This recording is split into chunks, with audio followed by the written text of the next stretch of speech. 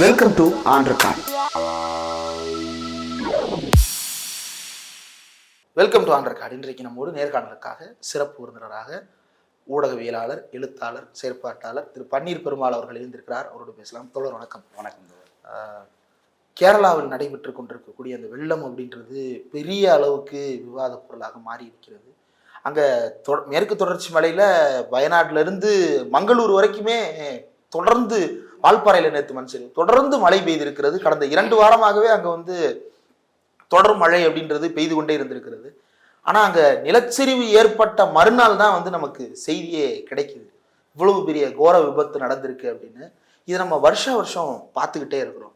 இதை எப்படி புரிஞ்சுக்கிறது, இதை டேக்கிள் பண்ணுறது அப்படின்றத ஒன்றிய அரசுக்கு என்ன ரோல்? ஏன்னா கேரளாவும் புறக்கணிக்கப்பட்டதாக தான் நம்ம முதல்லயே செய்தியை பேசணும் பட்ஜெட் வந்தபோது.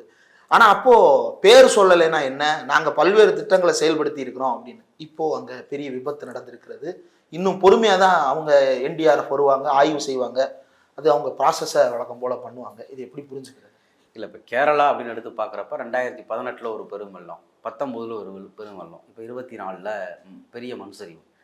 அந்த 18 400 பேருக்கு மேலே இறந்து போனாங்க. இப்போ தொடர் இயற்கை பேரிடருக்கு உள்ளாகக்கூடிய ஒரு மாநிலமாக கேரளா இருக்குது. அது ஒரு பக்கம் மலை இருக்குது, இன்னொரு பக்கம் கடல் இருக்குது. இதனாலேயே அவங்களுக்கு ஒரு முக்கியமான பிரச்சனை இதில் வந்துக்கிட்டே இருக்குது. அப்போ அந்த பட்டியலுக்குள்ளே கேரளாவை முதல்ல இவங்க வச்சுருக்காங்களா அப்படின்னு பார்த்தா அதுவும் இல்லை. இப்போ கேரளா 2019 வெள்ள நிவாரண பணிக்கு பணம் கேட்கக்கூடிய அதே காலகட்டத்தில் இவங்க பல மாநிலங்களை தொடர் பேரிடருக்கு நடக்கக்கூடிய மாநிலங்கள்னு அறிவித்து அதுக்கு பணம் கொடுக்குறாங்க. கிட்டத்தட்ட 5000 கோடி சில மாநிலங்களுக்கு சேர்த்து கொடுக்குறாங்க. அதில் கூட கேரளாவை சேர்க்கலை. 2018 நடந்த வெள்ள பேரிடர் குறித்து ஒரு சர்வதேச ஆய்வு என்ன சொல்லுதுன்னா, கிட்டத்தட்ட 31,000 கோடி ரூபாய் அந்த இதுக்கு ஆகும் திரும்ப மீள்றதுக்கு அப்படின்னு சொல்கிறாங்க. பினராயி விஜயன் அப்போவே சொல்கிறாரு, இது கேரளாவுடைய ஒரு ஆண்டுக்கான திட்டமிட்ட செலவுக்குன்னு நாங்கள் ஒதுக்குற பணத்தை விட இந்த பணம் ரொம்ப அதிகமாக இருக்கும் அப்படின்னு சொல்லி தான் அவர் கேட்குறாரு. அவங்க கேட்ட பணத்தை இப்போ ஒரு சர்வதேச அமைப்பு ஆய்வு பண்ணி சொன்ன பிறகும், கேரளா அரசு கேட்ட பிறகும் இவங்க முழுசாக கொடுத்தாங்களா? துபாய் அரசு கொடுக்குறேன்னு சொன்னாங்க. ஆமாம், சவுதி அரேபியா அரசும் சொன்னாங்க. அப்போ அதை வாங்குறதுக்கு அவங்க அனுமதிக்கலை. ஏன்னா கேரளாவிலேருந்து நிறைய பேர் அங்கே போய் வேலை செய்கிறாங்க, அதனால் அவங்க ஒரு பங்களிப்பு செய்யணும்னு விரும்பினாங்க. அதையும் இவங்க அனுமதிக்கலை. அப்போ புறக்கணிப்பு அப்படிங்கிறது இவங்களுக்கு ஒதுக்குறதுலையும் இருக்குது, இவங்களுக்கு உதவி கிடைச்சிடக்கூடாதுங்கிறதுலையும் அவங்களுக்கு ஒரு இதாக இருக்குது. இப்போ பணம் இல்லை அப்படிங்கிறது ஒரு காரணமாக இருந்தால் ஒரு அரசு கொடுக்குறேன்னு சொல்லுதில்ல, அதை வாங்குறதுக்கு நீங்கள் அனுமதிக்கணும். அப்போ அதையும் நீங்கள் அனுமதிக்கலை. இப்போ ஒரு பேரிடர் நடந்திருக்கு. ஒரு பாஜகக்காரங்க சோசியல் மீடியாவில் என்ன சொல்கிறாங்க, வயநாட்டில் ராகுல் காந்திக்கு ஓட்டு போட்டதுனால தான் அங்கே இந்த இது நடந்துச்சு அப்படின்னு அவங்க ஒரு வெறுப்பை ஒரு பேரிடரில் பரப்புகிற வேலை இருக்குல்ல, அதை கூட அவங்க நேரத்துலேருந்து சங்கிங்க பண்ணிக்கிட்டே இருக்காங்க. இப்போ இது இன்னைக்கு ஒரு பேரிடர் நடந்திருக்கு. இதில் எல்லா மதத்தை சேர்ந்தவங்களும் பாதிக்கப்பட்டிருக்காங்க. இவங்களுக்கு ஓட்டு போட்டவங்களும் அதில் பாதிக்கப்பட்டிருப்பாங்க. எவ்வளவு இழப்புனே தெரியல. இப்போ 2018 400 உயிர்கள் அப்படிங்கிறது ரொம்ப பெருசு. அவ்வளோ பெரிய பேரிடரை நம்ம காலத்தில் தமிழ்நாட்டில் நம்ம பார்க்கவே இல்லை. ஆனால் அவ்வளோ பெரிய இழப்புக்கு உரிய நிதி கொடுக்கல. அதுக்கு பிறகு 2019 நிதி கேட்டப்பவும் கொடுக்கல. இப்போ நடந்த பிறகும் அது குறித்து ஒரு வெளிப்படையாக பேசலை. அப்போ இந்த பட்ஜெட்டில் 11,000 கோடி ரூபாய்க்கு மேலே பீகாருக்கு கொடுக்குறீங்க. கேரளா தொடர் பாதிப்புக்கு உட்படக்கூடிய ஒரு மாநிலமாக இருக்குது. ஆனால் நீங்கள் கொடுத்தீங்களா அப்படின்னு பார்த்தா கொடுக்கல. இப்போ ராஜஸ்தான் மாதிரியான மாநிலங்களில் வறட்சி மாதிரியான விஷயங்களில் தான் பெரிய இழப்புகள் ஏற்படுது. இந்த மாதிரி மண் சரிவுகள், பெரிய புயல்கள்லாம் கூட அவங்க எதிர்கொள்கிறது கிடையாது. ஏன்னா அது கடலை ஒட்டின பகுதியும் கிடையாது. ஆனால் அதை தொடர்ச்சியாக எதிர்கொள்ளக்கூடிய ஒரு பகுதிக்கு நீங்கள் அதை கொடுக்கறதுக்கு தயாராக இல்லை. பீகாருக்கு கொடுக்குறீங்க, நீங்கள் உங்களுக்கு சாதகமாக இருக்கக்கூடிய பகுதியில் கொடுக்குறீங்க.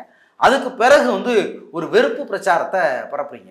இதுதான் இதில் அவங்க பண்ணுறாங்க அப்படிங்கிறது தெளிவாக தெரியுது. இப்போ பட்ஜெட் அப்போ மாநிலத்தோட பேர் சொல்லலாம் என்ன, நிதி ஒதுக்கலாம் என்ன அப்படின்னு இவங்க கேட்டுக்கிட்டு இருக்கீங்க. நீங்கள் பீகார்னு பேர் சொன்னீங்க, 11,000 கோடி ஒதுக்கப்படுது, பேரும் சொல்லலை, நிதியும் வரல, தொடர் பேரிடரையும் சந்திக்கிறோம்.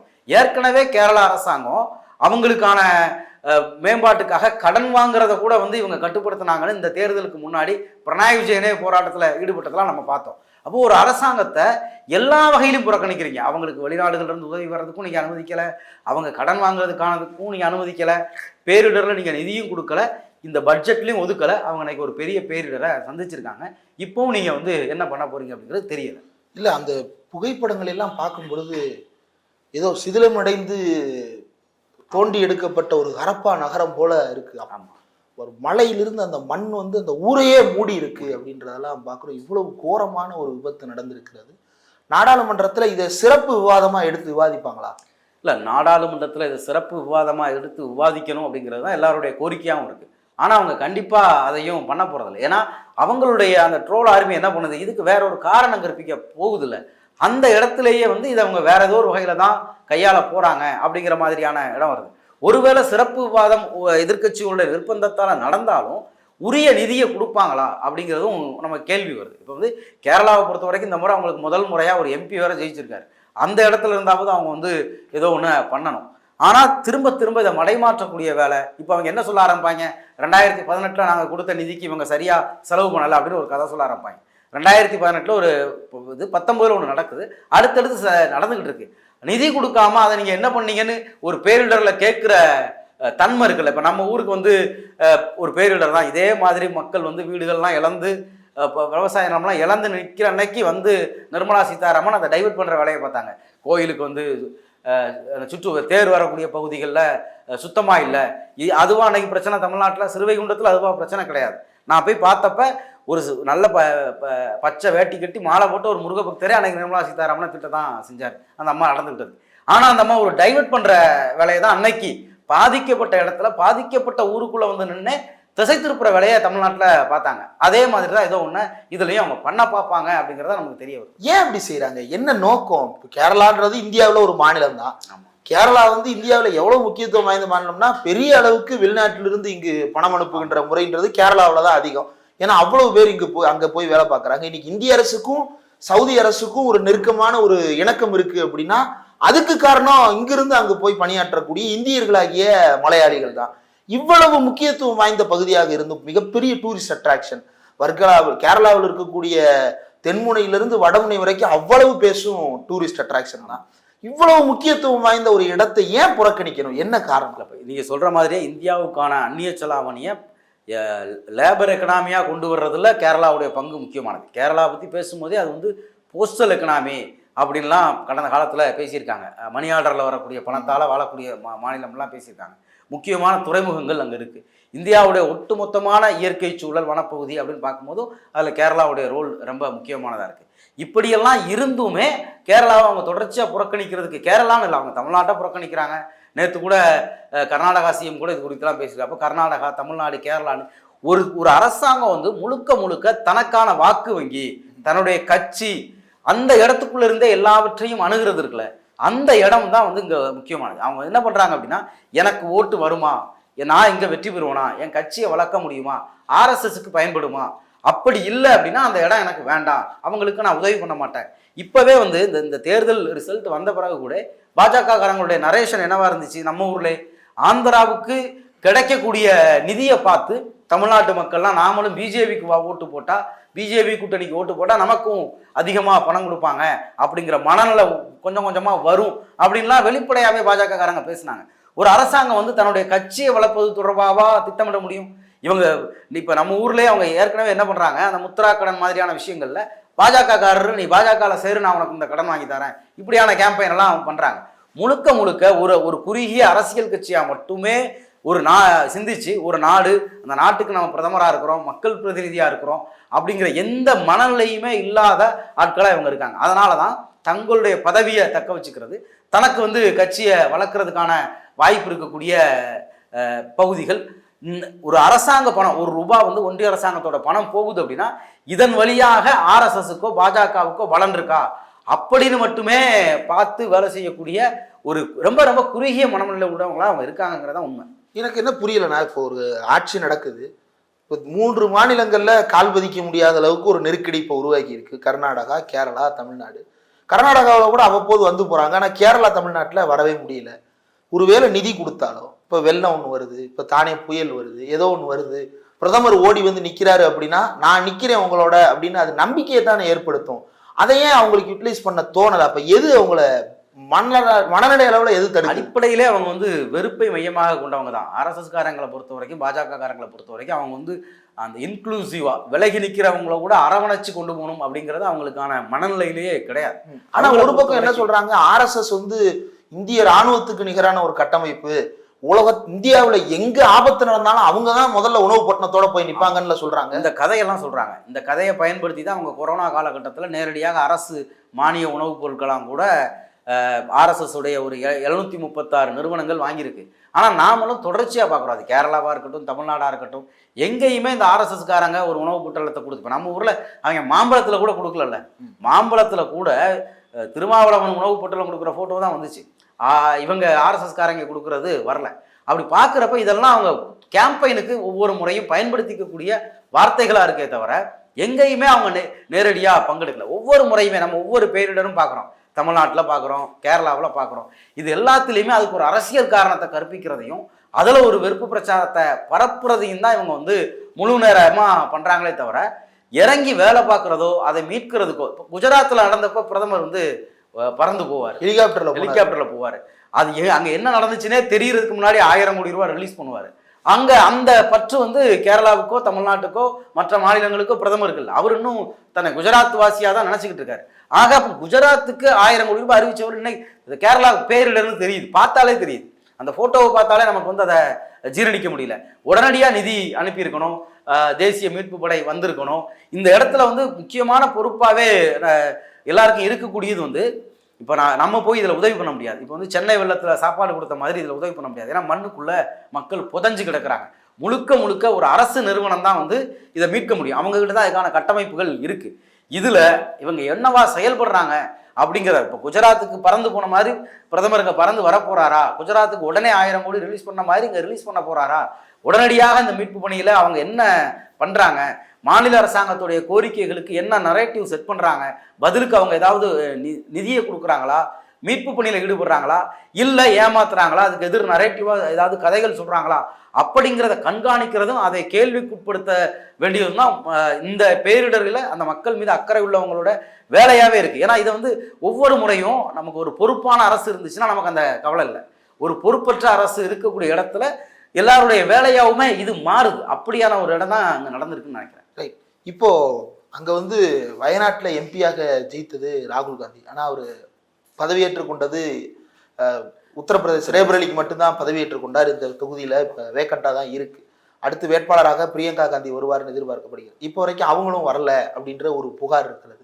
அப்போ லோக்கலில் வந்து அங்கே இருக்கக்கூடிய மக்களுக்கு தேசிய கட்சிகள் எல்லாருமே கைவிட்டுட்டாங்கன்ற ஒரு மனநிலை வந்துடாது. இல்லை, அது காங்கிரஸ் என்னவா செயல்பட போகுது அப்படின்னு நமக்கு இன்னும் முழுசாக தெரியலை. ஆனால் இப்போ பார்லிமெண்ட்டில் இது குறித்து ராகுல் பேசுவார் அப்படின்னு நினைக்கிறோம். இவங்க வரப்போகிறாங்களா அப்படிங்கிறது ஒன்று. ஆனால் வந்தாலுமே ஒரு எதிர்க்கட்சி தலைவர் வந்து பார்வையிட முடியும்.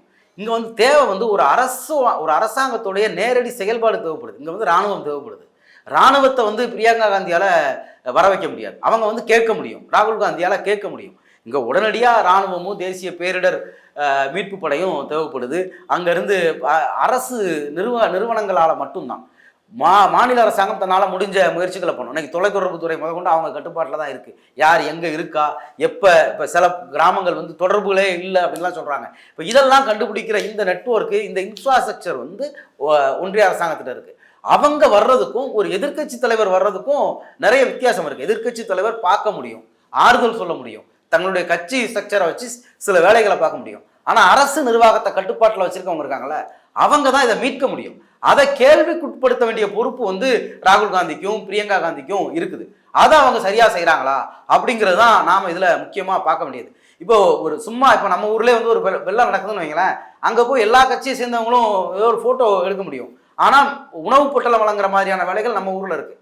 ஆனால் ஒரு துயரத்தில் துண்டிக்கப்பட்ட கிராமத்தில் இருக்கிறவங்களை மீட்டு எடுத்துகிட்டு வர்றதுக்கு அரசு தான் தேவைப்படும். இப்போ இதில் வந்து பார்த்தீங்க அப்படின்னா தூத்துக்குடி வெள்ளத்தில் அங்கே வந்து தமிழ்நாட்டில் உதயநிதி ஸ்டாலின் போயிருந்தார், கனிமொழி போயிருந்தாங்க.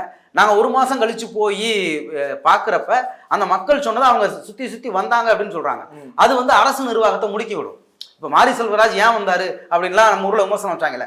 மாரி செல்வராஜ் சமூகத்தில் ஒரு செல்வாக்குள்ள நபர். அவர் வந்தால் ஒரு வேலைகள் வந்து மாநில அரசு அதிகாரிகள் ஒரு ஆர்வமாக பார்ப்பாங்க, இது வந்து வேற ஏதோ கவனத்துக்கு போயிருமே அப்படின்னு. இந்த இடத்துல அரசு நிர்வாகமாக இருக்கிறவங்க தான் வேகமாக செயல்பட முடியும். எதிர்கட்சியாக இருக்கிறவங்க பார்வையிடலாம், ஆறுதல் சொல்லலாம், ஆய்வு பண்ணலாம், அறிக்கை கொடுக்கலாம், அழுத்தம் கொடுக்கலாம். அந்த வேலையை அவங்க கரெக்டாக செய்கிறாங்களா அப்படிங்கிறத நம்ம கேள்விப்படுத்தணும். நரேந்திர மோடி வரல, 1000 கோடி ஒதுக்கலை, இராணுவம் வரல அப்படிங்கிறதுக்கு பதில் வந்து ராகுல் காந்தி வரல, இந்த பிரியங்கா காந்தி வரல அப்படிங்கிறது கிடையாது. அதை சொல்றவங்க அப்படிங்கிறவங்க இந்த பொறுப்பை இவங்க தவறுறத மறைக்கிறதுக்காக அதை சொல்றாங்க அப்படின்னு சொல்லலாம். ரைட். இங்க தமிழ்நாட்டுல நம்ம கேட்டபோது என்ன சொன்னாங்கன்னா, நீங்க ஒருத்தரை அனுப்பியிருந்தா போதும், அண்ணாமலை அனுப்பியிருந்தீங்க நாடாளுமன்றத்துக்குன்னா அவர் நேரம் அவ்வளவையும் கையோட அள்ளிட்டு வந்து கொடுத்துருப்பாரு தமிழ்நாட்டுக்கு அப்படின்னு சொன்னாங்க. சரி, அனுப்பல, நம்முடைய துர்பாக்கியம் இப்படியாக நிகழ்ந்து விட்டது. அவர்கள் பாக்கியசாலிகள் சுரேஷ் கோபியை அனுப்பி இருக்கிறார்கள். இப்போ இந்த சுரேஷ் கோபி அங்க என்ன செய்யறாரு, அவர் இது குறித்து ஏதாவது பேசி இருக்கிறாரா? ஏன்னா நேத்து நிர்மலா சீதாராமன் பதில் சொல்லும்போது மாநிலம் பேர் இல்லைன்றது ஒரு பிரச்சனையாங்க, அந்த மாநிலத்துக்கு நாங்க என்ன செஞ்சிருக்கோன்றதுதான் முக்கியம், அதை கவனிங்க அப்படின்னு நேத்து வந்து ரொம்ப கோபமாவே பதில் சொன்னாங்க. இதை எப்படி பாக்குறது? இந்த சுரேஷ் கோபி என்ன வாங்கி கொடுத்துருக்கிறாரு? இல்ல, இது இப்பதான் நடந்திருக்கு. சுரேஷ் கோபி உண்மையிலே தனக்கு வாக்களிச்ச மக்களுக்கு உண்மையா இருக்க போறாரா, இல்ல கட்சிக்கு விசுவாசமா இருக்க போறாரா, நம்ம ஊர்ல அண்ணாமலை மாதிரி நிர்மலா சீதாராமன் மாதிரி இருக்க போறாரா அப்படிங்கிறது இதுலதான் கேரளா மக்களுக்கு தெளிவா தெரியும். இதுல பிஜேபி காரங்களாவே அவர் பேச போறாரா, இல்ல கேரளாக்காரரா பேச போறாரா அப்படிங்கிறது அடுத்தடுத்த நாட்கள்ல அவருடைய நடவடிக்கையில இருந்து நம்ம தெரிஞ்சுக்க முடியும். இப்ப தமிழ்நாட்டுல இவங்க அண்ணாமலையை பத்தி எப்படி சொன்னாங்க, இங்கதான் 4 எம்எல்ஏக்கள் இருந்தாங்க இல்ல, அவங்க என்ன பண்ணாங்க? திருநெல்வேலி எம்எல்ஏவே நயினார் நாகேந்திரன் தான். ஆனால் அங்கே தமிழ்நாடு கேட்ட நிதியை கொடுத்தாங்களா? திருநெல்வேலியோடைய மீட்புள்ள நயினார் நாகேந்திரன் பிஜேபி கிட்ட என்ன பேசினாரு, பேசி என்ன வாங்கி கொடுத்தாரு? அவரால் தூத்துக்குடிக்கு அறிவித்து அவருடைய வேட்பாளராக அறிவிக்கிறாங்க. நாம் போட்டியிட முடியாதுன்னு சொல்கிறாரு, உடனடியாக திருநெல்வேலிக்கு மாற்றுறாங்க. அவ்வளவு இன்ஃப்ளூயன்ஸ் வந்து பிஜேபியில் இருக்கக்கூடிய நயினார் நாகேந்திரன் திருநெல்வேலி பேரிடர்ல என்ன வாங்கி கொடுக்கல? அவர் போனார்ல, ரொம்ப ஆழமான முட்டி அளவு தண்ணியில ஒரு படகுல போனார். அவர் வந்து ஜங்ஷன்ல மெயின் ரோட்ல படகுல போனார்.